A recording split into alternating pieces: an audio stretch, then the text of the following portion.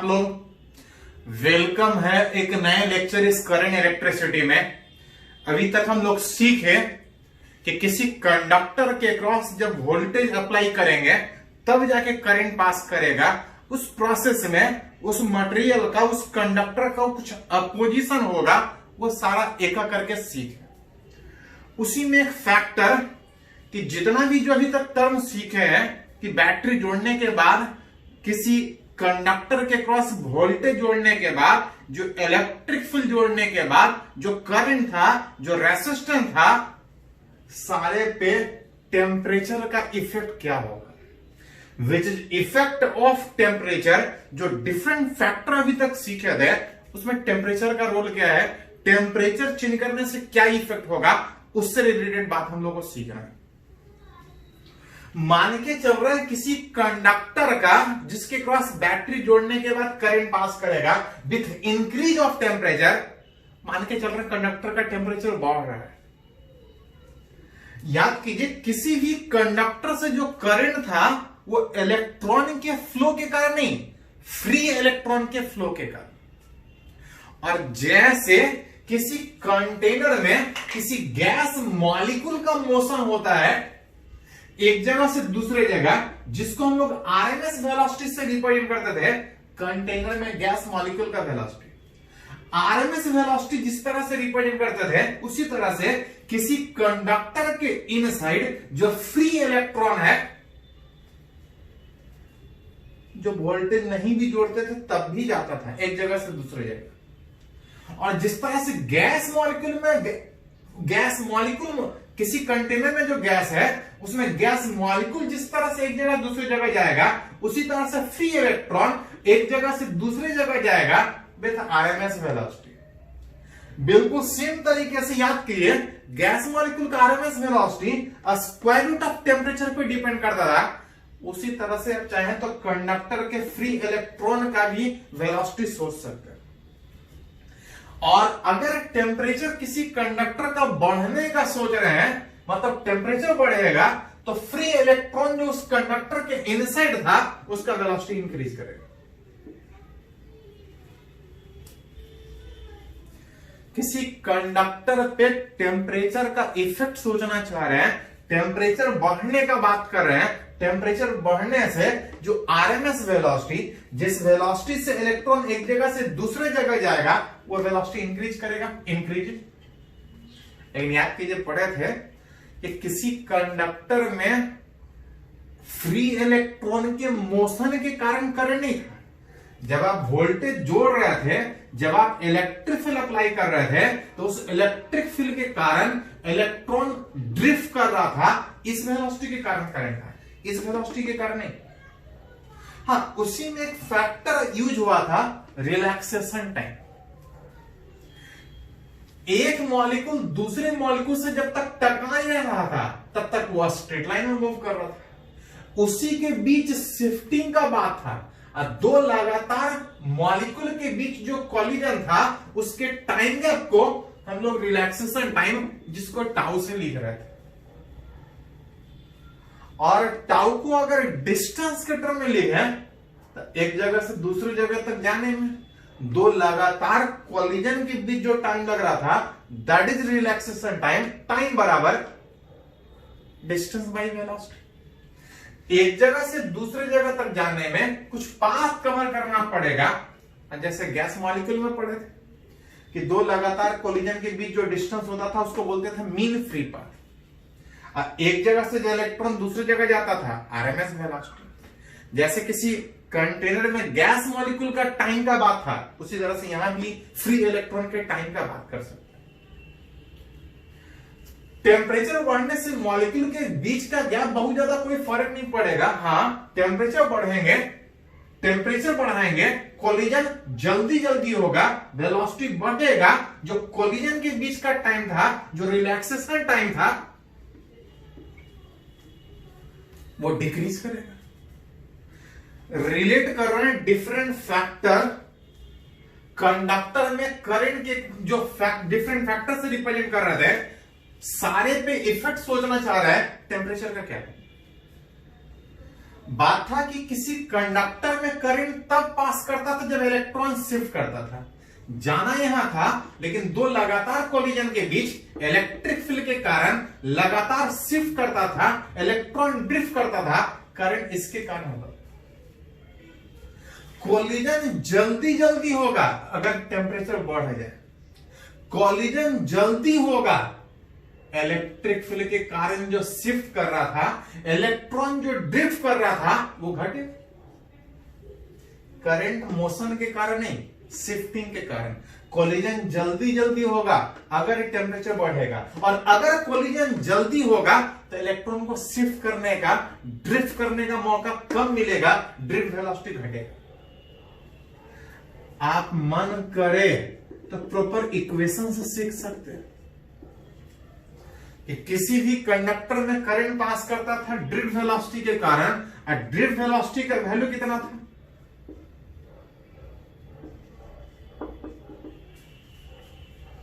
Electric field apply करते थे, electron drift करता था, इसी के कारण करंट पास करता था।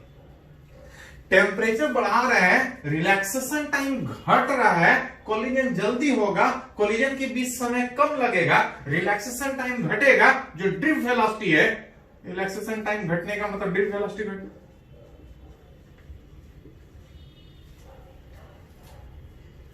ड्रिफ्ट वेलोसिटी घटना, साथ साथ अगर बात कीजिएगा कंडक्टिविटी, जो बताता था कि मटेरियल कितना हेल्प कर रहा है उस मटेरियल, उसके थ्रू करंट पास करना। जो कंडक्टिविटी था इसका वैल्यू याद कीजिए थोड़ा सा, NE² tau divide by mass of electron. Temperature बढ़ने से nth number of free electron, conductor में ऑलरेडी इतना ज्यादा फ्री इलेक्ट्रॉन पहले से रहता है कि टेम्परेचर बढ़ने से नंबर ऑफ फ्री इलेक्ट्रॉन जो परमिट वैल्यू था इसमें बहुत ज्यादा फर्क नहीं पड़ेगा, ये दोनों तो कांस्टेंट था। टेम्परेचर बढ़ने से रिलैक्सेशन टाइम घट रहा था, जो घट रहा था, कंडक्टिविटी घटेगा, डिक्रीज करेगा।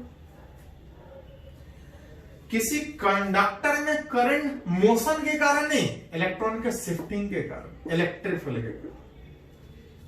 टेम्परेचर बढ़ाएंगे, वेलोसिटी बढ़ेगा, कोलिजन जल्दी होगा, शिफ्टिंग कम होगा। शिफ्टिंग कम होने का मतलब करंट कम, चार्ज कम शिफ्ट करेगा, करंट कम पास करेगा, कंडक्टिविटी डिक्रीज करेगा। कंडक्टिविटी डिक्रीज करेगा, रेसिस्टिविटी पढ़े थे, रेसिस्टिविटी ठीक रेसिप्रोकल में था, which is mass of electron divide by NE² by tau. Relaxation time घट रहा है, रेसिस्टिविटी बढ़ जाएगा।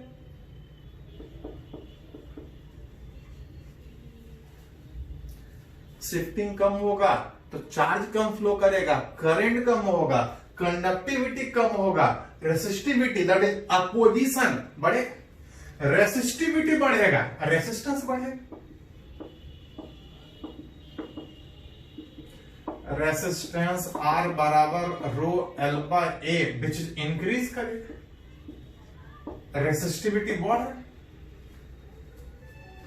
मतलब किसी भी कंडक्टर में टेम्परेचर बढ़ाएंगे तो रेसिस्टेंस बढ़ेगा, रेसिस्टेंस बढ़ने का मतलब जो करंट किसी कंडक्टर के क्रॉस फ्लो कर रहा था वो डिक्रीज करेगा। तो अलग अलग फैक्टर पे टेम्परेचर के चेंज करने से, अभी हम लोग इंक्रीज का सोचे थे, डिक्रीज में ठीक उल्टा सोच सकते। अब तक कुछ और भी इसमें पढ़ना है कि टेम्परेचर चेंज करने से रेसिस्टिविटी चेंज करता है, रेसिस्टेंस चेंज करता है। तो कभी कभी हमसे पूछा जाता है कि बताइए कि एग्जैक्ट कौन से रिलेशन से चेंज करता है। रेसिस्टिविटी बढ़ रहा है, रेसिस्टेंस बढ़ रहा है, लेकिन पूछा जाता है एग्जैक्ट बताइए कि कौन से रिलेशन से रेसिस्टेंस बढ़े। तो पहले इसको थोड़ा सा नोट कीजिए, तो आगे हम लोग बात करते हैं कि टेम्परेचर के कारण जो रेसिस्टिविटी बढ़ रहा था, जो रेसिस्टेंस बढ़ रहा था, एग्जैक्ट कौन से रिलेशन, कौन से इक्वेशन से बढ़ेगा। पहले इसको थोड़ा सा नोट कीजिए।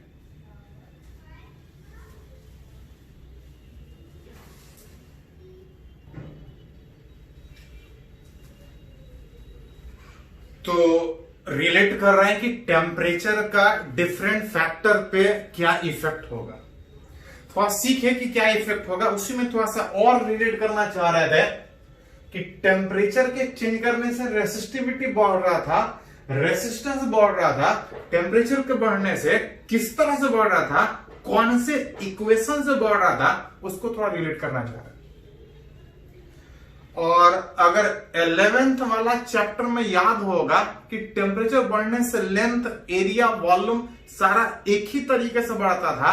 अब बिल्कुल सेम तरीके से अगर आप चाहें तो बोल सकते हैं कि टेम्परेचर बढ़ने से रेसिस्टिविटी और रेसिस्टेंस बिल्कुल उसी तरह से बढ़ता है जैसे लेंथ, एरिया और वॉल्यूम बढ़ता है। यहां पे लिखा है कि किसी भी बॉडी का, किसी भी कंडक्टर का टेम्परेचर बढ़ाएंगे रेसिस्टिविटी बढ़ेगा। रेसिस्टिविटी जो बढ़ेगा उसमें जो फ्रैक्शनल चेंज होगा, फ्रैक्शनल चेंज का मतलब, तो फ्रैक्शनल चेंज का मतलब होता है change bye original. Fractional change का मतलब होता है चेंज उस रेसिस्टिविटी में बाय ओरिजिनल। इसका मतलब होता है कि अगर किसी कंडक्टर का रेसिस्टिविटी रो, टेम्परेचर बढ़ाएंगे तो रेसिस्टिविटी कुछ बढ़ेगा। रेसिस्टिविटी इतना था तो इतना बढ़ रहा था, तो रेसिस्टिविटी एक है तो कितना बढ़ेगा। तो अगर इतना में इतना बढ़ रहा तो एक में इतना बढ़ेगा। मतलब जो फ्रैक्शनल चेंज है वो बता रहा होता है कि यूनिट में, उस यूनिट फिजिकल क्वांटिटी में टेम्परेचर बढ़ने से कितना चेंज होगा। Fractional change in resistivity which is per unit rise in temperature, per unit change in temperature.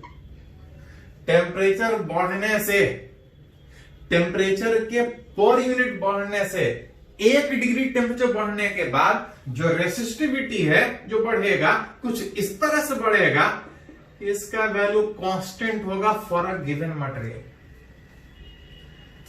Temperature change करेंगे तो रेसिस्टिविटी चेंज करेगा इस तरह से कि पर यूनिट में जो चेंज है वो भी यूनिट राइजिंग टेम्परेचर 1 डिग्री बढ़ाने के बाद एक रेसिस्टिविटी में जो चेंज है कुछ इस तरह से होगा कि it is constant for a given material. जब तक मटेरियल सेम है, जब तक मटेरियल सेम है, इस चेंजेस का वैल्यू हमेशा सेम होगा। और इस चेंजेस का जो वैल्यू सेम है इसको हम लोग अल्फा से रिप्रेजेंट करते हैं। वेर अल्फा, इसको हम लोग बोलते हैं temperature, temperature coefficient of resistivity. ये उस मटेरियल को बता रहा होता है कि कौन से मटेरियल में आप टेम्परेचर चेंज करने का बात कर रहे हैं, और जब तक मटेरियल सेम है उसका वैल्यू सेम होगा। और ये रिलेट करेगा कि कौन सा रिलेशन से चेंज करेगा, उसका वैल्यू कितना होगा। That is called as temperature coefficient of resistivity.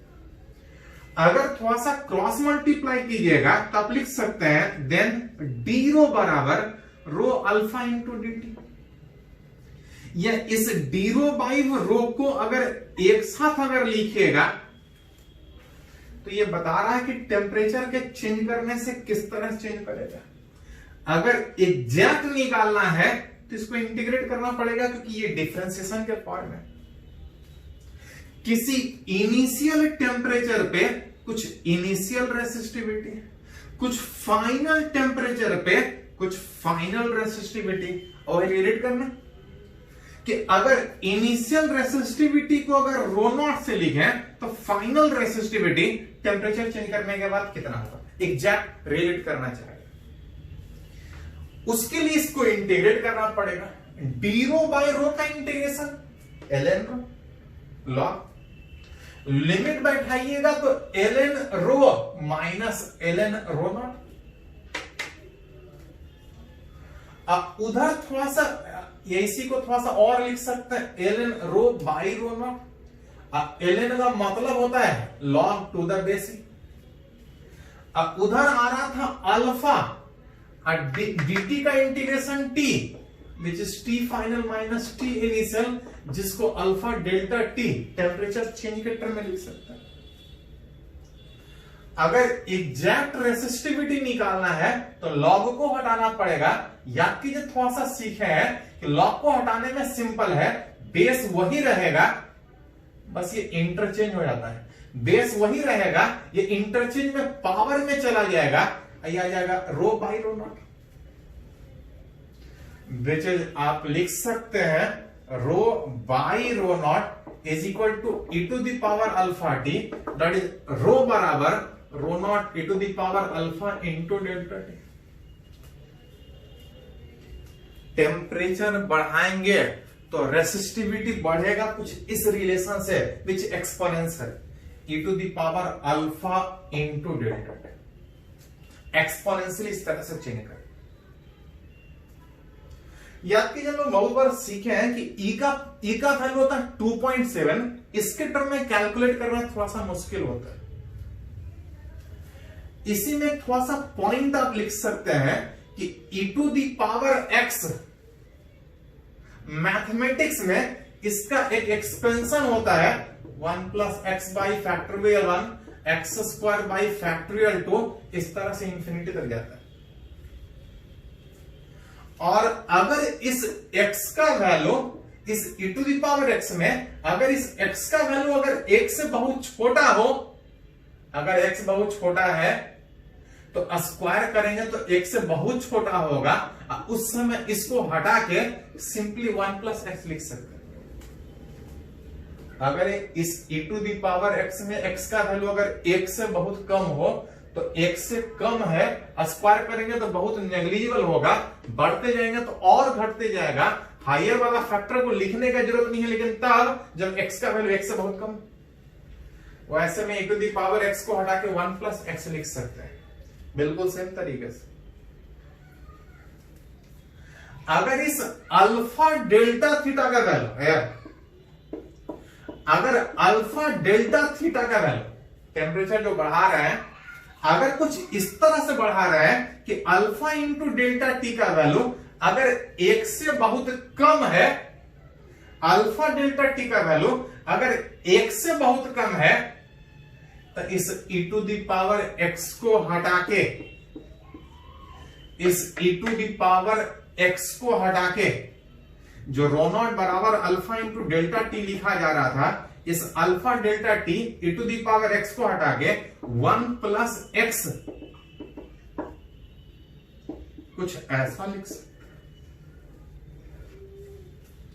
Normal condition में अल्फा का वैल्यू बहुत कम होता है, और अल्फा का वैल्यू कम होने के कारण 2-400 भी डिग्री अगर बढ़ाइएगा तो ये 1 से बहुत कम आता है। और नॉर्मल कंडीशन में रेसिस्टिविटी का रिलेशन हम लोग यही यूज करते हैं। लेकिन हाँ, अगर अल्फा डेल्टा थीटा का वैल्यू अगर 1 के कंपेरेबल होगा तो ये इक्वेशन लिखने के बजाय आपको इस इक्वेशन से रिलेट करना पड़ेगा। ये तो टेम्परेचर के चेंज करने से रेसिस्टिविटी कैसा चेंज करता है। अगर फॉर रेसिस्टेंस बात कीजिएगा तो रेसिस्टेंस क्या था, रो एल बाई।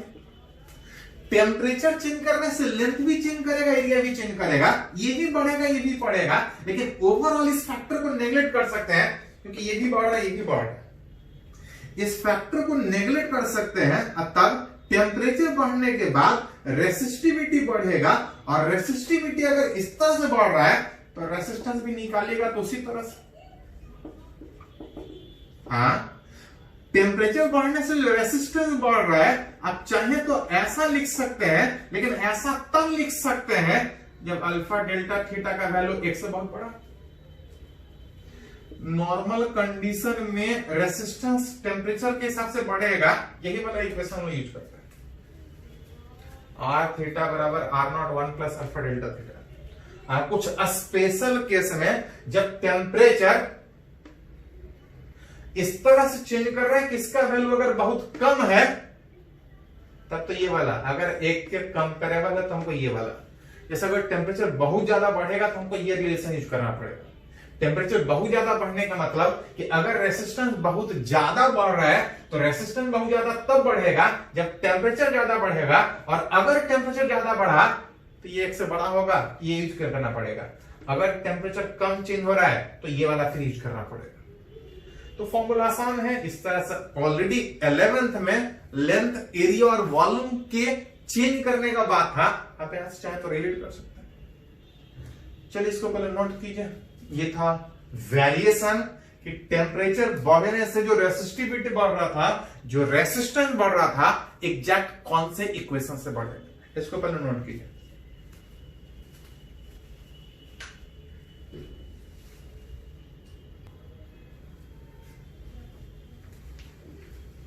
तो अभी सीखे थे कि टेम्परेचर के चेंज करने से रेसिस्टिविटी और रेसिस्टेंस जो बढ़ रहा था वो कौन से रिलेशन से बढ़ रहा था।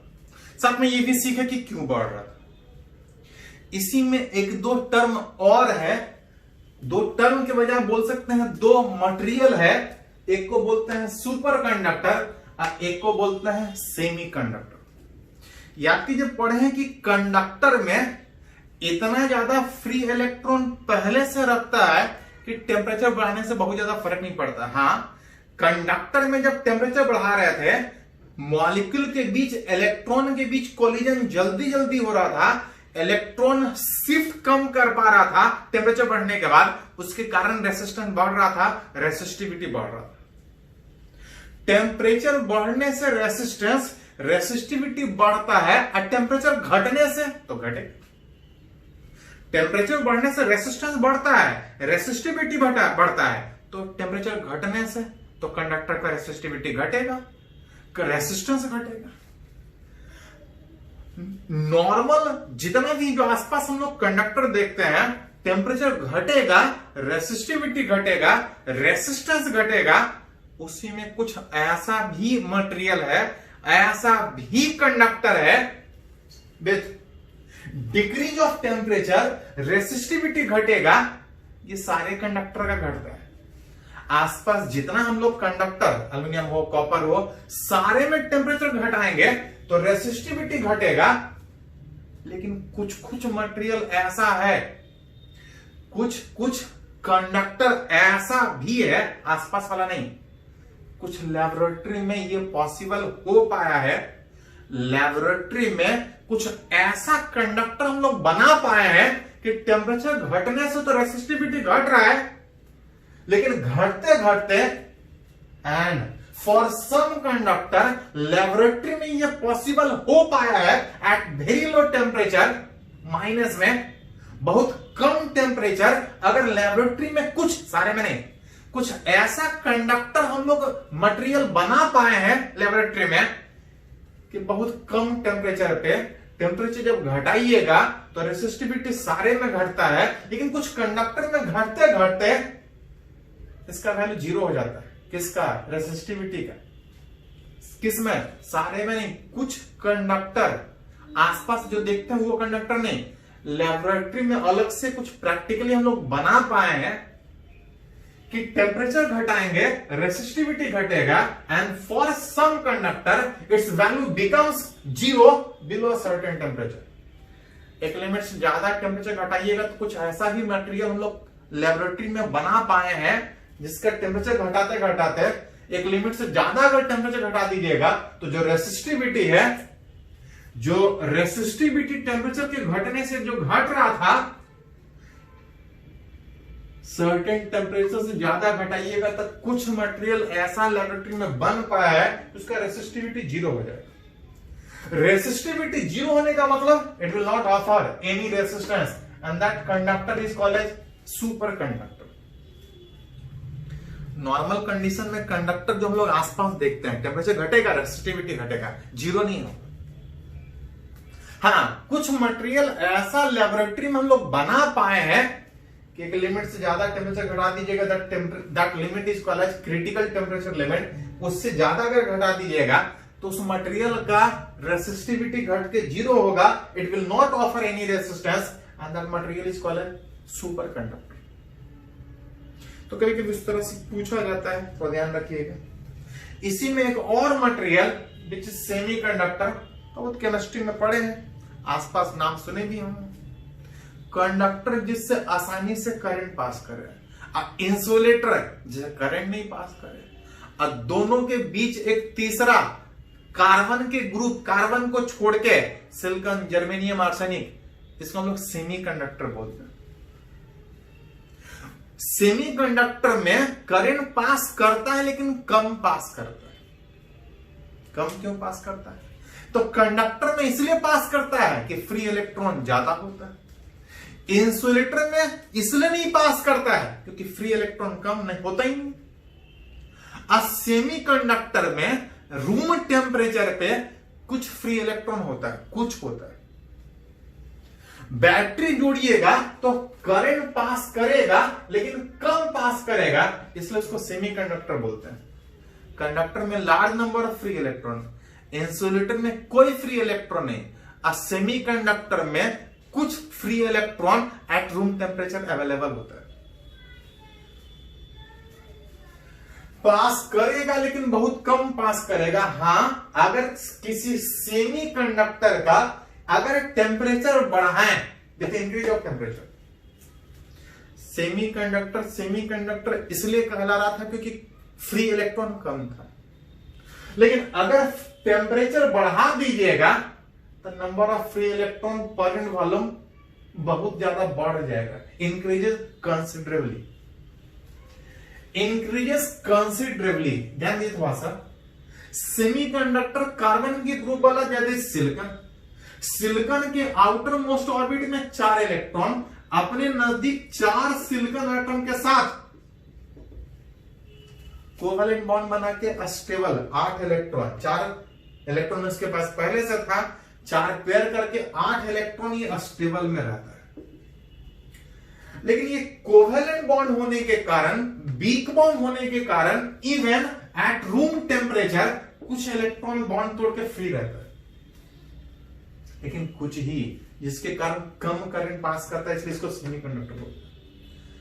लेकिन कोवैलेंट बॉन्ड होने के कारण जब टेम्परेचर बढ़ाइएगा तो ऐसा जो कुछ इलेक्ट्रॉन बॉन्ड तोड़ के भाग रहा था, टेम्परेचर बढ़ाइएगा बहुत ज्यादा बॉन्ड तोड़ के इलेक्ट्रॉन फ्री होगा, large number of free electron available होगा। यही तो डिफरेंस है कंडक्टर से सेमीकंडक्टर में। सेमीकंडक्टर में नॉर्मल टेम्परेचर पे एकाक इलेक्ट्रॉन फ्री होता है, कम फ्री होता है। टेम्परेचर बढ़ाइएगा, large number of free electron available होगा। Large number of free electron available होने के कारण सेमीकंडक्टर से आसानी से करंट पास करेगा, लेकिन तब जब टेम्परेचर बढ़ाइएगा। Increase of temperature, number of free electron per unit volume increases considerably and there is increase in current. Increase in current का मतलब there is decrease in resistance and resistivity. उल्टा, conductor में temperature बढ़ाने से resistance बढ़ता है, किसमें? Conductor में। और सेमीकंडक्टर में, तो सेमीकंडक्टर में टेम्परेचर बढ़ाने से ज्यादा इलेक्ट्रॉन फ्री होता है, करंट आसानी से पास करता है, रेसिस्टेंस घटेगा, रेसिस्टिविटी घटेगा। Temperature coefficient of resistivity alpha जो बताता था कि टेम्परेचर बढ़ने से रेसिस्टेंस कितना बढ़ता है, इसमें बढ़ने के बजाय घटता है। टेम्परेचर कोएफिशिएंट ऑफ रेसिस्टिविटी जो अल्फा था, टेम्परेचर कोएफिशिएंट ऑफ रेसिस्टिविटी जो अल्फा था, कंडक्टर के लिए पॉजिटिव होता है और सेमीकंडक्टर के लिए निगेटिव होता है। ये बहुत बार पूछा भी है। टेम्परेचर बढ़ने से कंडक्टर का रेसिस्टेंस बढ़ता था, लेकिन सेमीकंडक्टर का रेसिस्टेंस घटता है। क्यों? तो थोड़ा बहुत सीखने का कोशिश किए कि बॉन्ड तोड़ के इलेक्ट्रॉन ज्यादा फ्री होगा। डिटेल में मॉडर्न फिजिक्स में पढ़ना है, अभी ज्यादा नहीं। हाँ, बहुत जगह मिलेगा इस तरह से, बुक में दिया हुआ है सेमीकंडक्टर, आप रिलेट कर सकते हैं। इसका अल्फा निगेटिव होता है। अल्फा निगेटिव का मतलब टेम्परेचर बढ़ाइएगा तो रेसिस्टेंस बढ़ने के बजाय रेसिस्टेंस घटेगा सेमीकंडक्टर। तो 2 पॉइंट है, इसको थोड़ा सा नोट कर लीजिए।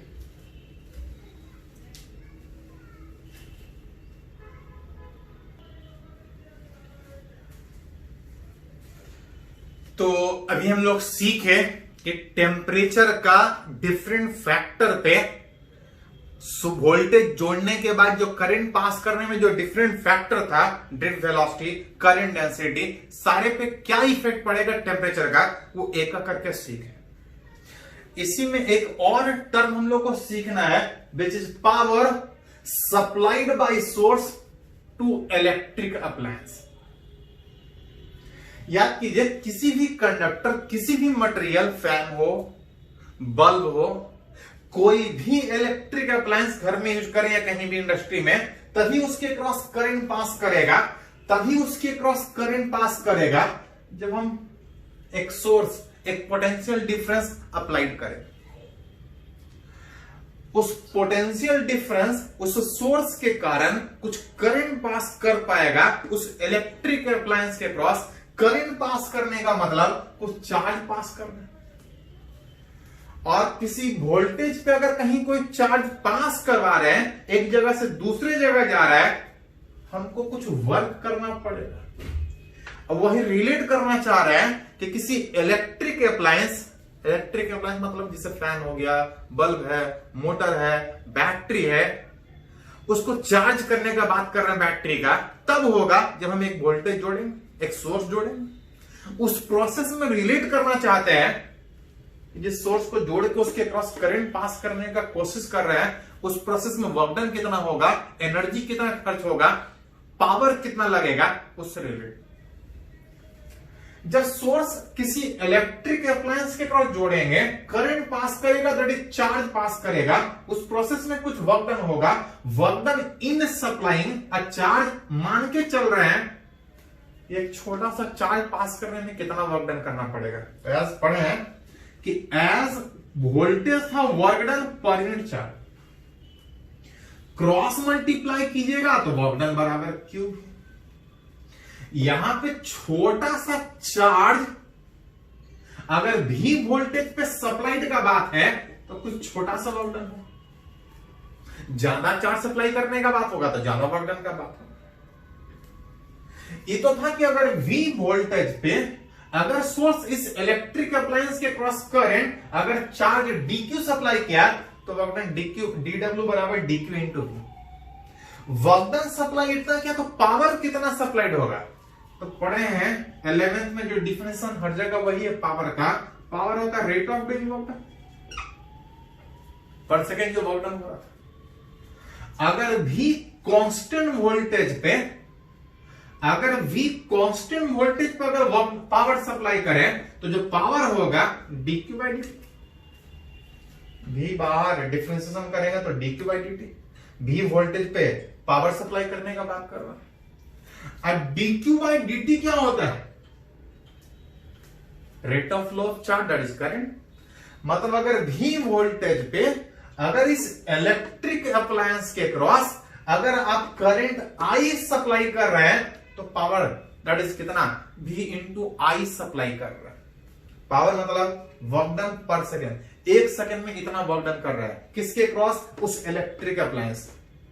इलेक्ट्रिक अप्लायंस में क्या क्या हो सकता है? तो फैन हो सकता है, बल्ब हो सकता है, मोटर हो सकता है। जितना पावर दीजिएगा, अगर बल्ब है तो वो हीट में डेवलप होगा, अगर वो फैन है तो जितना पावर दीजिएगा वो पावर एनर्जी खर्च होगा, मैकेनिकल वर्क, हवा को ढकेलने में, एयर को पुश करने में, फैन जब रोटेट करेगा।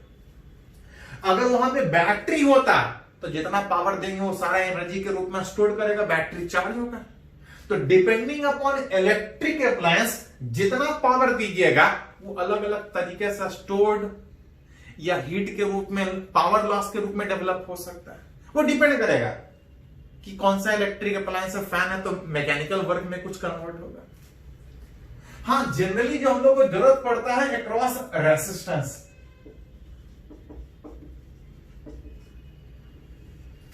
जनरली हम लोग को जो पढ़ना है इस चैप्टर में कि अगर कोई सोर्स किसी इलेक्ट्रिक अप्लायंस का मतलब अगर किसी रेसिस्टेंस के क्रॉस जोड़े, किसी रेसिस्टेंस के क्रॉस अगर वोल्टेज जोड़े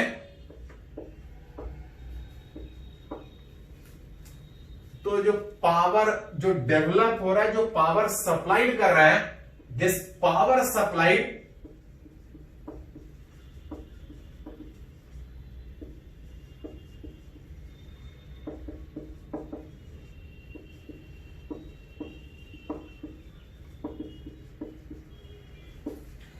डिपेंड कि इलेक्ट्रिक अप्लायंस कौन सा है। अगर इलेक्ट्रिक अप्लायंस में रेसिस्टेंस है तो जितना भी वोल्टेज के कारण जो पावर सप्लाई करेंगे, जो एनर्जी देंगे, वो सारा हीट एनर्जी के रूप में लॉस होगा। रेसिस्टेंस के क्रॉस हीट लॉस होगा। विथ उस पावर का वैल्यू, विथ उस पावर का वैल्यू, तो V वोल्टेज पे I करंट तो VI। किसी रेसिस्टेंस के क्रॉस जो वोल्टेज था V बराबर आई है, पढ़े ओम्स लॉ की वोल्टेज जोड़ेंगे रेसिस्टेंस के क्रॉस जो करंट आई है तो V बराबर आई है। V को हटा के अगर I के टर्म में लिखेंगे तो आई स्क्वायर है। इस I को हटा के V और R के टर्म में लिखेंगे, I को हटा के V और R के टर्म में लिखेंगे तो V स्क्वायर बाई आर। किसी रेसिस्टेंस के क्रॉस जो वोल्टेज जोड़ रहे हैं उसके कारण जो करंट पास हो रहा है, उसके कारण जो पावर सप्लाइड होगा, जो हीट लॉस में जाएगा, पावर कितना सप्लाइड होगा, तब वोल्टेज और करंट के टर्म में V I और R के टर्म में आई स्क्वायर R, V और R के टर्म में V स्क्वायर बाई आर। ये रिलेशन आपको 10th में भी पढ़ना था कि किसी रेसिस्टेंस के क्रॉस पावर सप्लाइड करेंगे तो जो हीट के रूप में लॉस होगा उसके कारण कितना पावर लॉस होगा। पावर के बजाय कभी कभी सीधा सीधा पूछा जाता है हीट लॉस कितना होगा। पावर था एनर्जी लॉस पर सेकेंड, हीट लॉस अगर बात कीजिएगा तो हीट बराबर work done total cross multiplication में पीडीटी का इंटीग्रेशन। अगर पावर सेम है तो P इंटू टी, अगर पावर वेरिएबल है तो इंटीग्रेट करके निकालना पड़ेगा।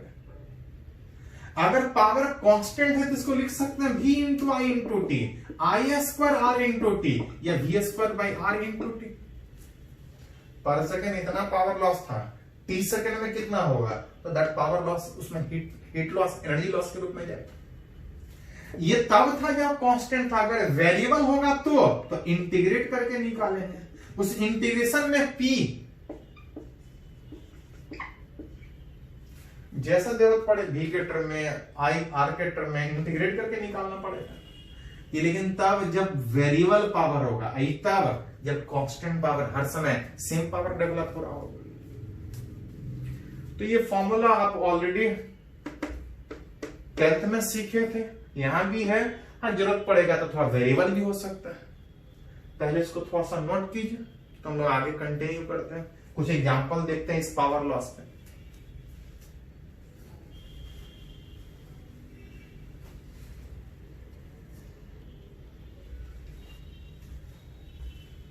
तो बात कर रहे हैं कि कोई वोल्टेज अगर किसी रेसिस्टेंस के क्रॉस अगर जोड़े तो करंट पास करेगा, कुछ पावर डेवलप होगा, कुछ हीट लॉस का बात होगा। उन लोग बात की कौन से फॉर्मूला से, तो ऐसा कुछ न्यूमेरिकल यूज करने का बात करेंगे। जैसे एक छोटा सा सिंपल एग्जांपल का बात करें कि किसी रेसिस्टेंस R के क्रॉस अगर टाइम के हिसाब से चार्ज अगर इस रिलेशन से पास कर रहा है तो पूछ रहा है उस रेसिस्टेंस के क्रॉस हीट लॉस कितना। किसी वायर के क्रॉस चार्ज फ्लो करने का मतलब करंट पास करेगा कितना, एक बार सिंपली डिफरेंशिएट करके निकाल सकते हैं। डिफरेंशिएट करेंगे तो कितना आएगा, डिफरेंशिएट कीजिए। पूछ रहा हीट लॉस कितना होगा। करंट वेरिएबल है, अभी थोड़ा देर पहले बात किए थे कि जब करंट वेरिएबल होगा तो जो हीट लॉस होगा उसको हमको इंटीग्रेट करके निकालना पड़ेगा। इस आई स्क्वायर मतलब 2 माइनस 16 टी का square R into d t, कहां से कहां तक तो दिया है 0 से 1/8 सेकंड। रेसिस्टेंस वही रहेगा,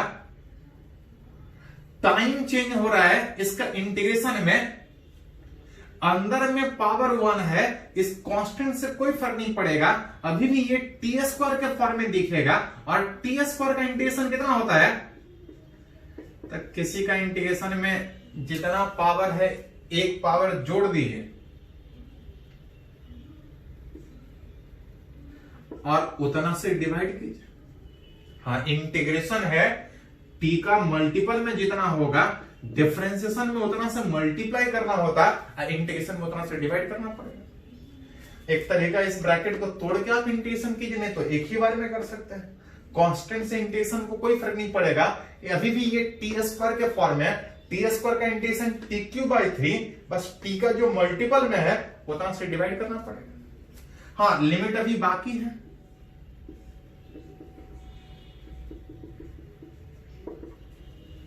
कांस्टेंट अंदर रखिए बाहर रखिए कोई फर्क नहीं पड़ेगा। -48 बाहर हो, लोअर लिमिट पे टी का वैल्यू यहां लिख लीजिए थोड़ा सा जगह, -r/48। अगर अपर लिमिट डालिएगा तो टी के जगह पे 1/8 डालिएगा तो ये 2 आएगा, और 2 आने का मतलब 2 - 2 दैट इज 0। लोअर लिमिट पे टी का वैल्यू 0 बैठाइएगा तो यहां पे 2 का पावर 3 आएगा। ये 8 माइनस माइनस प्लस 8 कैंसिल होने के बाद जो बच रहा है r/6। अगर सारा डाटा एसआई में था तो हीट दैट इज एनर्जी आप रिलेट कर सकते हैं कितना जूल आता है। वही अगर कांस्टेंट करंट होता तो आसानी से हीट निकालते, सिंपल I²R/T करते। वेरिएबल है तो इंटीग्रेट करना पड़ रहा थोड़ा सा। और भी न्यूमेरिकली बात करेंगे उससे पहले थोड़ा सा इस तरह से कभी कभी क्वेश्चन पूछा जाता है। देखिए क्या है कि अगर कोई कंडक्टर अगर वेरिएबल क्रॉस सेक्शन का है, वेरिएबल क्रॉस सेक्शन का मतलब कि यहां पे रेडियस कुछ और यहां पे रेडियस कुछ और, मान ले रहे हैं इसके कंपेयर में यहां पे रेडियस 2r, लेंथ थोड़ा सिंपल में सेम मान रहे, तब बोलेगा कि कुछ करंट पास कर रहा है, तब आपसे पूछा जाएगा कि उस करंट पास करने में इस दो अलग अलग जगह पे, मान लेते हैं अगर ये पॉइंट 1 है, अगर ये पॉइंट 2 है, तो आपसे पूछा जाएगा कि इस दो अलग अलग सेगमेंट के अक्रॉस करंट सेम होगा, करंट डेंसिटी सेम होगा, रेसिस्टेंस सेम होगा, पावर सेम होगा, क्या क्या सेम होगा उसको रिलेट कीजिए। अगर इधर सेगमेंट 1 कंसीडर करें, इधर अगर सेगमेंट 2 दूसरे वाले उस सेगमेंट पे, इधर करंट दोनों जगह सेम की अलग अलग,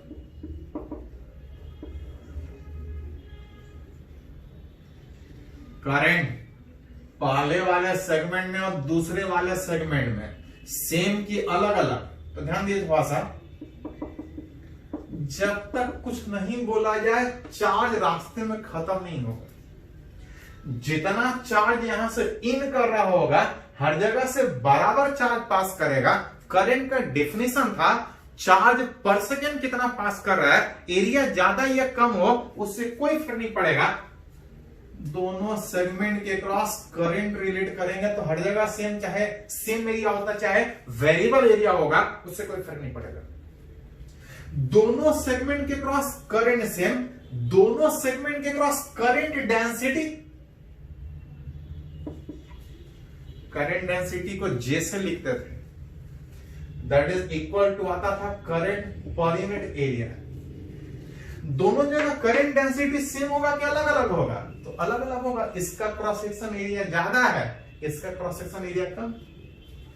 जहां एरिया ज्यादा हो वहां करंट डेंसिटी कम होगा, यहां पे करंट डेंसिटी ज्यादा होगा। एरिया कम है, करंट डेंसिटी ज्यादा होगा, इस J2 का वैल्यू कम होगा। कितना तो आप रिलेट कर सकते। J1 का वैल्यू करंट बाई एरिया में πr², πr²। यहां पे अगर करंट डेंसिटी का बात कीजिएगा, दैट इज करंट वही था लेकिन एरिया रेडियस r के जगह पे 2r होने के कारण आप बोल सकते हैं कि J1/4, J1 था I/πr², I/πr² को हटा के लिखे तो यहां पे J1/4 आ जाए, J2 कम। अगर दोनों के क्रॉस इलेक्ट्रिक फील्ड का बात करें तो इस दोनों सेगमेंट के क्रॉस इलेक्ट्रिक फील्ड हर जगह सेम होगा कि अलग अलग होगा, ओम्स लॉ था J बराबर सिग्मा इंटू E। ये सिग्मा था कंडक्टिविटी, मटेरियल सेम तो कंडक्टिविटी सेम, मटेरियल सेम तो कंडक्टिविटी सेम। जो मटेरियल यहां पे होगा, जो रेसिस्टिविटी यहां पे होगा, वही कंडक्टिविटी वही रेसिस्टिविटी यहां भी होगा। लेकिन जो इलेक्ट्रिक फील्ड है E बराबर सिग्मा बाई जे, E बराबर उल्टा लिखा गया, E बराबर जे बाई सिग्मा में कंडक्टिविटी सेम होने के कारण जो इलेक्ट्रिक फील्ड है, यहां पे अगर जे था तो इसके इलेक्ट्रिक फील्ड को E लिख रहा है, लेकिन यहां पे अगर इलेक्ट्रिक फील्ड का लिखिएगा तो J2 बाई सिग्मा में J2 का वैल्यू J1 बाई 4 में, यहां पे इलेक्ट्रिक फील्ड E बाई 4।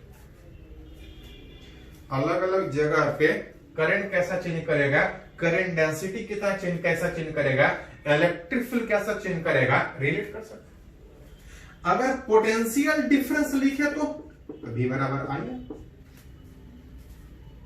उसके लिए पहले थोड़ा सा रेसिस्टेंस लिखना पड़ेगा। दोनों का मटेरियल सेम है, दोनों का लेंथ सेम है, लेकिन रेडियस अलग अलग होने के कारण अगर इसका रेसिस्टेंस अगर लिखे तो पाई आर स्क्वायर, लेकिन इसका रेसिस्टेंस लिखिएगा तो rho L by pi 2r का होल स्क्वायर में r बाई 4। इसका रेसिस्टेंस r तो इसका रेसिस्टेंस r बाई 4, रेडियस ज्यादा। पोटेंशियल डिफरेंस कितना होगा, तो पोटेंशियल डिफरेंस V बराबर IR में करंट हर जगह सेम था, वोल्टेज अलग अलग डेवलप होगा। रेसिस्टेंस जहां ज्यादा है, यहां पे रेसिस्टेंस को अगर R से लिख रहे थे तो रेसिस्टेंस अगर R है तो यहां पे वोल्टेज अगर V था, यहां पे रेसिस्टेंस R बाई 4 होने का मतलब वोल्टेज V बाई 4 है। बोला जाए दोनों सेगमेंट के क्रॉस पावर लॉस कितना होगा,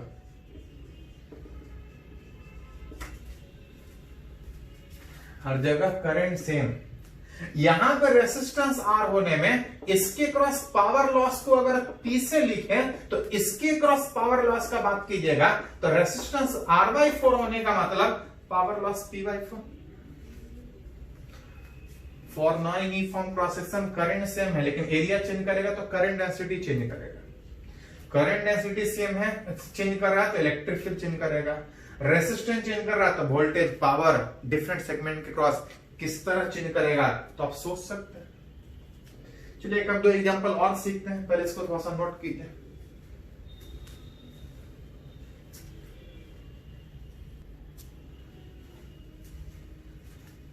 तो हम लोग सीखे पावर सप्लाइड अक्रॉस रेसिस्टेंस, उसी से रिलेटेड एक दो न्यूमेरिकल अगर और बात करें तो यहां पे दिया है, इस तरह से बहुत बार पूछा जाता है। अभी तो एक सिंपल वाला सोच रहे हैं, आगे थोड़ा सा कॉम्प्लेक्स भी यूज होता है, वो आगे हम लोग बात करेंगे।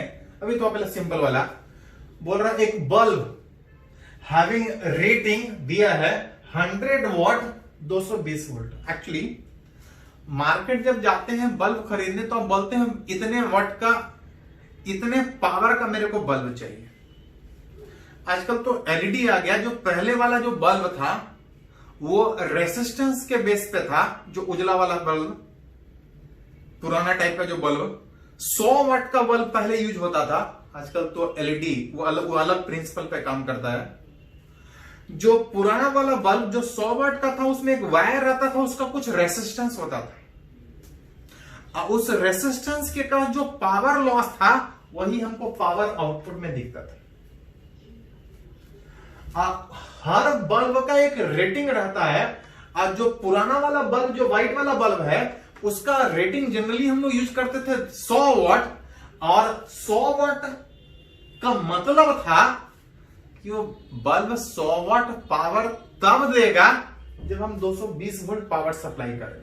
नॉर्मली सारे घर में हाउस होल्ड जितना भी जो पावर सप्लाइड होता है वो 220 वोल्ट पे पावर सप्लाई होता है। अगर बल्ब 100 वाट का है तो 100 वाट वो पावर तब देगा जब वोल्टेज आपके घर में सही सही आ रहा होगा। देखते होंगे कि वोल्टेज कभी बढ़ जाता और कभी घट जाता, तो पावर कभी बल्ब का घट जाएगा और कभी बढ़ जाएगा। अब वही थोड़ा सीखना चाह रहे हैं कि नॉर्मल अगर 100 वाट का बल्ब है तो 100 वाट ये तब देगा जब हम 220 वोल्ट पावर सप्लाई करेंगे, लेकिन क्वेश्चन पूछा है कि find its power output when it is connected across 110 volt power supply. 100 वाट वो तब दे रहा था जब 220 वोल्ट पे जोड़ रहे थे। बोल रहा है कि अगर 110 वोल्ट अगर उसको पावर सप्लाई दे तो वो कितना पावर देगा।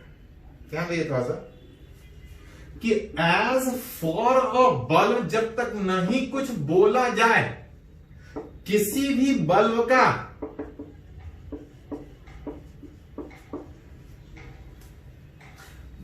मटेरियल तो चेंज नहीं करेगा। वोल्टेज चेंज कीजिएगा तो पावर चेंज करेगा, लेकिन मटेरियल नहीं चेंज करेगा। मटेरियल नहीं चेंज करने का मतलब, बल्ब नहीं चेंज करने का मतलब रेसिस्टेंस हमेशा सेम रहेगा।